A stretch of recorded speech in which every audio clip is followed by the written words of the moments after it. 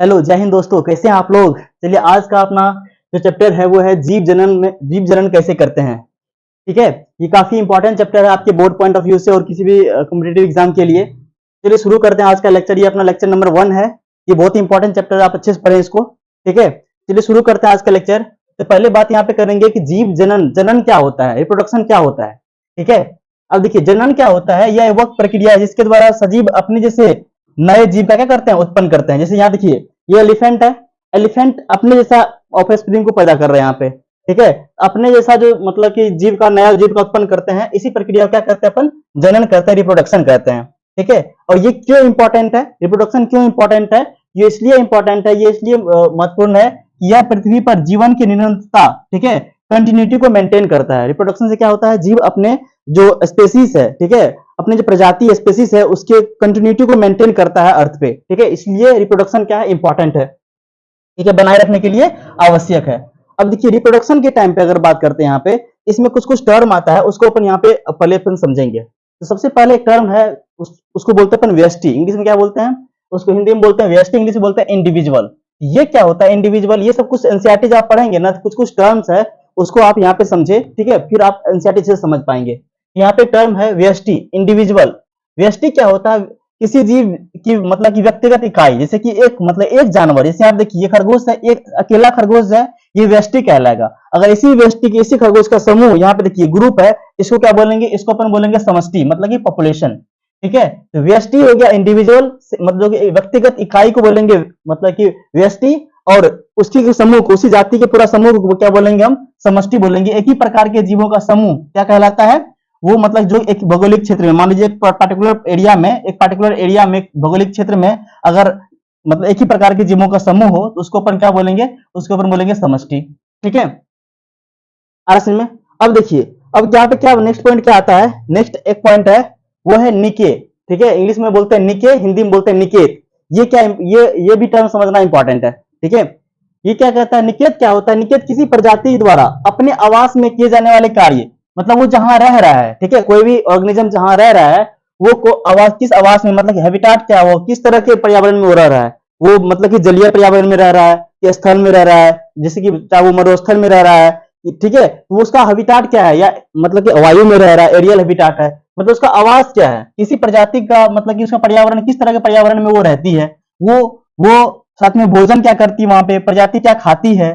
ठीक है, और उसका संबंध क्या है, उस पर्यावरण से उसका संबंध क्या है। ठीक है, इन्वायरमेंट से संबंध क्या है, मतलब कि प्रजाति में या फिर इन्वायरमेंट से या किसी अन्य जीवों से उनका क्या संबंध है, जैसे प्रजाति या अन्य जीवों के साथ कैसा संबंध है। जैसे कि मान लीजिए हो सकता है कि किसी के साथ प्रतिस्पर्धा मतलब कंपटीशन में हो। ठीक है, हो सकता है सब मतलब कि सहभोजिता हो, एक साथ मतलब भोजन कर रहा हो, या फिर सहजीवी हो। ठीक है, जैसे परजीवी हो, इस तरह से मतलब क्या उसका संबंध क्या है।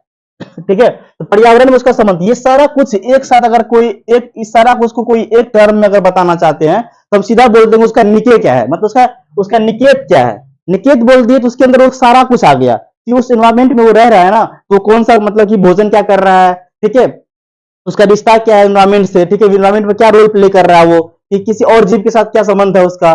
ठीक है, ये सारा कुछ उसका आ गया, उस सारा को क्या बोलेंगे हम, उसका निके बोलेंगे। ठीक है, निके बोलेंगे। अब देखिए होता क्या यहाँ पे, ये सब टर्म इंपॉर्टेंट क्यों है, जब आगे अपन पढ़ेंगे तो वहां पे जरूरत पड़ेगा। नेक्स्ट फिर एक टर्म आता है डीएनए। डीएनए को समझते हैं, डीएनए क्यों इंपॉर्टेंट, डीएनए क्या है। डीएनए क्या है, डीएनए का पूरा नाम क्या होता है, डीऑक्सी राइबोन्यूक्लिक एसिड।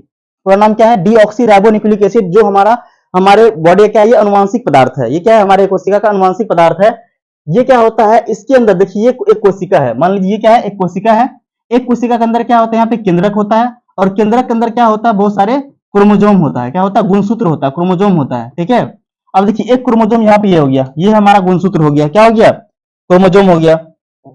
ठीक है, ये देखिए ये क्या है, हमारा गुणसूत्र है, क्रोमोजोम है। ठीक है, क्रोमोजोम को अगर हम खोले, ठीक है, तो इसको जो थोड़ा सा मतलब से खोलेंगे तो इससे क्या होगा, क्रोमेटिन बनेगा, धागा लगा स्ट्रक्चर क्रोमेटिन बनेगा। इसको और आगे खोलेंगे, ठीक है, तो जाके हमको डीएनए दिखेगा। क्या दिखेगा यहाँ पे, डीएनए डबल हेलिक्स, डीएनए का डबल हेलिक्स दिखेगा।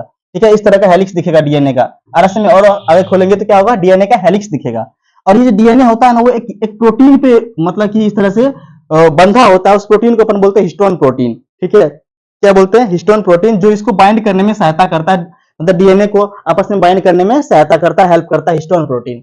ठीक है, अब देखिए डीएनए जो है, डीएनए के अंदर क्या होता है, मैसेज, सूचना छुपा होता है। इसके अंदर क्या होता है, कोड के रूप में, इसके अंदर क्या होता है, कोड के रूप में मैसेज छुपा होता है। ठीक है, यहाँ पे क्या होता है, कुछ कोड होता है, उसमें क्या होता है, सूचना होता है, इंफॉर्मेशन होता है। ठीक है, अब इसी सूचना के आधार पे क्या होता है, यहाँ से प्रोटीन बनता है। क्या बनता है, प्रोटीन बनता है। ठीक है, प्रोटीन बनता है, और प्रोटीन के साथ साथ क्या होता है, कोई भी मतलब कि जो हमारे अंदर क्या होता है, कैरेक्टर बनता है। ठीक है, जैसे एग्जांपल बताते हैं आपको, जैसे मान लीजिए कोशिका है। ठीक है, ये कोशिका है, कोशिका के अंदर क्या होगा, यहाँ पे डीएनए होगा, यहाँ पे क्या होगा, यहाँ होगा डीएनए। मान लीजिए यहाँ पे हम डीएनए बनाते सीधा। ठीक है, यहाँ पे क्या है, डीएनए है। ठीक है, ये देखिए यहाँ पे क्या है, ये डीएनए है। डीएनए से क्या होता है, यहाँ पे बनता है एमआरएनए। डीएनए से क्या बनता है, एमआरएनए बनता है। ठीक है, डीएनए से क्या बनता है, इसको हम और जूम करके थोड़ा बताते हैं। देखिए ये हमारा, हम बड़ा सा न्यूक्लियस बना, देखिए यहाँ पे ये न्यूक्लियस है। ठीक है, ये क्या है, केंद्रक है, और ये हमारा पूरा क्या है, ये पूरा बोर्ड को आप समझ लीजिए, उसका जो है मतलब कोशिका द्रव है। ठीक है, ये पूरा बोर्ड क्या है, कोशिका द्रव है, और ये क्या है, केंद्रक है। केंद्रक के अंदर क्या होगा, मतलब कि कोशिका के केंद्रक के अंदर क्या होगा, ये डीएनए होगा। ये क्या होगा, डीएनए होगा। इस डीएनए से क्या होगा, इस डीएनए से यहाँ बनता है आपको एमआरएनए। डीएनए से क्या बनता है, आरएनए बनता है, इसको बोलते हैं एमआरएनए, मैसेंजर आरएनए। क्या बनता है यहाँ पे, एमआरएनए। डीएनए से क्या बनता है, एमआरएनए। आगे चल के आप पढ़िएगा इसको और डिटेल में। देखिए यहाँ पे बेसिक समझते हैं कि डीएनए क्या रोल है हमारे जनन तंत्र में, क्या रोल है, इसके कारण वेरिएशन, विविधताएं कैसे आता है। ठीक है, कैसे अनुवांशिक गुण एक मतलब कि एक जनरेशन दूसरे जनरेशन में जाता है, उसको अपन समझते हैं। ठीक है, डीएनए के अंदर किस तरह से जो सूचना छुपा होता है उसको अपन समझते हैं यहाँ पे। तो देखिए यहाँ पे क्या है, ये एमआरएनए बना।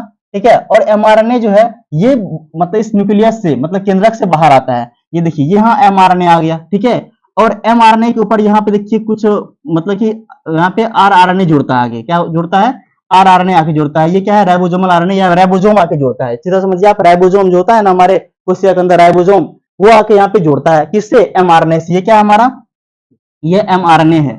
ये कौन है, हमारा एमआरएनए है। एमआरएनए से कौन जुड़ा के, एमआरएनए से यहाँ के जुड़ा हमारा मतलब कि राइबोसोम। कौन जुड़ा के, ये राइबोसोम जुड़ा। ठीक है, ये राइबोसोम क्या करता है, इस एमआरएनए को रीड करता है। होता क्या है यहाँ पे, ये डीएनए है, डीएनए मान लीजिए ये जो पूरा एक कंपनी है। ठीक है, इस कंपनी के अंदर क्या है, कुछ प्रोटीन बनेगा। ठीक है, एक मान लीजिए कोई इंडस्ट्री है, उस इंडस्ट्री में क्या होगा, कुछ प्रोटीन बनेगा। उस इंडस्ट्री का जो मेन मालिक है, मेन सीईओ है, जो आपको जो है मतलब कि पूरा रेसिपी जानता है उस प्रोटीन का, वो कौन जानता है, वो डीएनए जानता है। ठीक है, वो कौन जानता है, वो डीएनए जानता है। ये डीएनए है अपना। ठीक है, ये डीएनए है, और डीएनए ये सारा कुछ जानता है। ये डीएनए क्या किया, अपना सूचना को किसको दे दिया, कॉपी करके एमआरएनए को दे दिया। किसको दे दिया, एमआरएनए को, मतलब मैसेंजर आरएनए को। मैसेंजर मतलब सूचना देने वाला मैसेंजर। यहाँ पे मैसेंजर आरएनए को दे दिया अपना सूचना। ठीक है, मैसेंजर आरएनए जो है हमारे कोशिका द्रव में आया, कोशिका द्रव में आया, और यहाँ पे क्या किया, जो राइबोसोम है, राइबोसोम इस पे जाके बाइंड किया। राइबोसोम इस पे क्या किया, इसे जाके बंद किया, और राइबोसोम इसको रीड किया। इसकी क्या क्या सूचना है, इसको रीड किया। क्या किया यहाँ पे, इसका क्या क्या सूचना है उसको रीड किया। और रीड करके क्या हुआ, रीड करने के बाद क्या हुआ, यहाँ पे रीड करने के बाद ये जो है टीआरएनए को बुलाया। ठीक है, ये जो है आरएनए, जो टीआरएनए को बुलाया, ये देखिए ये है टीआरएनए। ठीक है, टीआरएनए जो है यहाँ पे लेके आता है, टीआरएनए जो है यहाँ पे कुछ एमिनो एसिड को लेकर आता है। किसको लेकर आता है, एमिनो एसिड। आपको बताए थे पाचन तंत्र जब पढ़ाए थे, उसमें बताए थे कि प्रोटीन के पाचन से एमिनो एसिड बनता है, एमिनो अम्ल बनता है। ठीक है, और फिर क्योंकि एमिनो एसिड का, जैसे मान लीजिए ये एमिनो एसिड है, एमिनो एसिड की गुच्छा को तुम क्या बोलेंगे, इसी का तो पॉलीमर हो गया प्रोटीन। ये एक एमिनो एसिड है, ये दूसरा एमिनो एसिड है, इस तरह ढेर सारा एमिनो एसिड मिल क्या बनता है, ये प्रोटीन बनता है। प्रोटीन का पूरा एक लड़ी बन गया। क्या बन गया, प्रोटीन बन गया। तो प्रोटीन क्या है, एमिनो एसिड का ही क्या है, पॉलीमर है। क्या है, एमिनो एसिड का पॉलीमर को बोलते हैं प्रोटीन। ठीक है, तो क्या किया टीआरएनए, क्या किया, जिस तरह का कोड यहाँ पे इन्फॉर्मेशन उसी तरह का एमिनो एसिड, तो 20 तरह का एमिनो एसिड होता है। कितने तरह का एमिनो एसिड होता है, 20 तरह का एमिनो एसिड हमारे बॉडी के अंदर होता है। ठीक है, और इसी 20 तरह का अमीनो एसिड से अलग अलग प्रोटीन बनता है। ठीक है, अब क्या हुआ, टीआरएनए आया यहाँ से एमिनो अम्ल लाके, ठीक है, एमिनो एसिड लाके, और यहाँ पे एमिनो एसिड को आपस में जोड़ते गया, और यहाँ से क्या बनता है, इस तरह से मान लीजिए एक लड़ी बन गया एमिनो एसिड का। ठीक है, यहाँ पे एक एमिनो एसिड है, दूसरा प्रकार एमिनो एसिड यहाँ पे है, फिर यहाँ पे एमिनो एसिड है। ठीक है, और यहाँ पे एमिनो एसिड है। में तो ये जो प्रक्रिया है यहाँ पे, ये जो मतलब कि ये पूरा मतलब कि एक लड़ी बन गया एमिनो एसिड का, इसी को हम बोलते हैं प्रोटीन। क्या बोलते हैं, प्रोटीन। ठीक है, प्रोटीन। और अब देखिए, और ये जो यहाँ पे ये जो डीएनए से जो एमआरएनए बन रहा है ना, इसको बोलते हैं ट्रांसक्रिप्शन। और यहाँ जो एमआरएनए से जो प्रोटीन बन रहा है, इसको बोलते हैं ट्रांसलेशन। ठीक है, ये आप आगे चल के पढ़ेंगे। अब क्या होगा देखिए, ये जो प्रोटीन है, ये जो प्रोटीन यहाँ पे बन गया, संश्लेषित हो गया प्रोटीन, ये जो प्रोटीन है इसके आप क्या होगा, बहुत सारे कार्य को करेगा हमारे मतलब कि बॉडी के अंदर, क्या करेगा, बहुत सारे कार्य को ये करेगा। कौन सा? प्रोटीन। प्रोटीन जो है, जैसे कि हमारे बॉडी में जितना भी हॉर्मोन्स है, ठीक है, हमारे बॉडी में जितना भी हॉर्मोन्स है वो प्रोटीन नेचर का, लगभग सारा क्या होता है, प्रोटीन नेचर का होता है। ठीक है, ये जो प्रोटीन है इसमें एग्जांपल ले लेते हैं, मान लीजिए ये प्रोटीन जो था वो था ग्रोथ हार्मोन का, वृद्धि हार्मोन का। ये ग्रोथ हार्मोन जो ये प्रोटीन था, ठीक है। अब ये ग्रोथ हार्मोन क्या करेगा, हमारे लंबाई को बढ़ाएगा, हमारे लेंथ को, बॉडी की लेंथ को बढ़ाएगा, लंबाई बढ़ाएगा, वृद्धि करेगा हमारी बॉडी में। ठीक है, तो अब क्या हुआ, जितना, अब देखिए यहां से क्या हो गया, हमारे बॉडी में वृद्धि हो गया। ठीक है, हमारी बॉडी में क्या हो गया, वृद्धि हो गया। तो वृद्धि हो गया तो एक प्रकृति मतलब एक कैरेक्टर आया ना हमारे अंदर कि वृद्धि, हमारे बॉडी में वृद्धि हुआ। अब देखिए, जब ये अमीनो एसिड ग्रोथ हार्मोन वाला जो प्रोटीन अगर नहीं बनता, इसका मैसेज अगर यहाँ नहीं होगा तो क्या होगा, मेरा ग्रोथ प्रॉपर नहीं हो पाएगा।